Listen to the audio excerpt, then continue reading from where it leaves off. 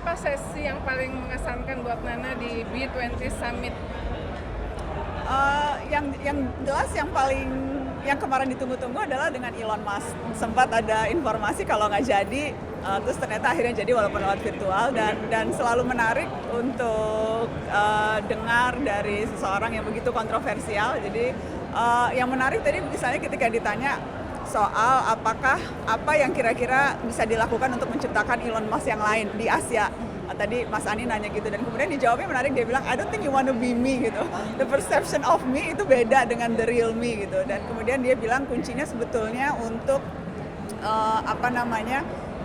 mencari sesuatu yang memang for the better future gitu. Jadi menurut saya apapun di bidang line of business apapun, karena kita bicara B-Summit begitu ya, business summit, bertemu dengan begitu banyak pengusaha, CEO dan sebagainya, tapi selalu main message yang utamanya adalah for the better of the future gitu. Itu menurut saya menarik. Jadi apapun intinya di bidang apapun. Yang juga menarik sebetulnya ketika mendengar 4 menteri duduk, ada Pak Budi Sadikin, kemudian Pak Arief Tasrif, kemudian juga ada Mas Sandiaga Uno dan Pak Mahendra Siregar di sesi pertama gitu. Bagaimana masing-masing showcasing apa yang bisa Indonesia has to offer. Dan kalau saya boleh bilang yang paling menarik Pak Menkes gitu ya, ketika bicara dengan sangat lugas soal you have to invest in health, karena health itu you invest in people. Dan itu juga menarik menurut saya, kita melihat bagaimana pejabat negara kita menjual quote-unquote, menawarkan apa yang bisa di-offer oleh Indonesia di berbagai industri ke audiens internasional. Karena selama ini kan mungkin perspektifnya adalah bicara mengenai kebijakan publik, menerangkannya ke audiens Indonesia. Ini itu juga berbeda. Terus banyak yang menarik, ini saya merasa different experience. Terus mungkin karena kita berkumpul lagi setelah pandemi yang menguras energi, menguras waktu, menguras banyak hal gitu ya. Pertemuan ini menurut saya vibe-nya positif sekali sih.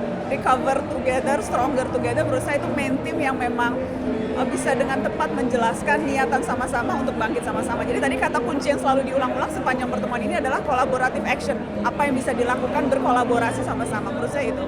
Oke. Satu lagi, ini B20 Summit ini bisa disebutkan adalah yang paling megah sepanjang sejarah B20. Tentu banyak biaya yang dikeluarkan. Nah, rakyat tentu melihat apa manfaatnya bagi kami nih. Yeah. Jadi menurut Najwa, apa tantangan pasca B20 bagi pemerintah dan juga bagi dunia usaha? Mengkonkretkan apapun pembicaraan yang terjadi sekarang. Side events-nya tentunya kan banyak, ada, dan komitmen-komitmen yang sudah diberikan atau kemudian berbagai hal yang dijanjikan. Kuncinya memang selalu follow up, kan the devil lies in the detail. Semua janji-janji manis yang sudah diucapkan atau komitmen-komitmen yang sudah terlontarkan, menurut saya kuncinya adalah bagaimana memastikan itu betul-betul terdeliver.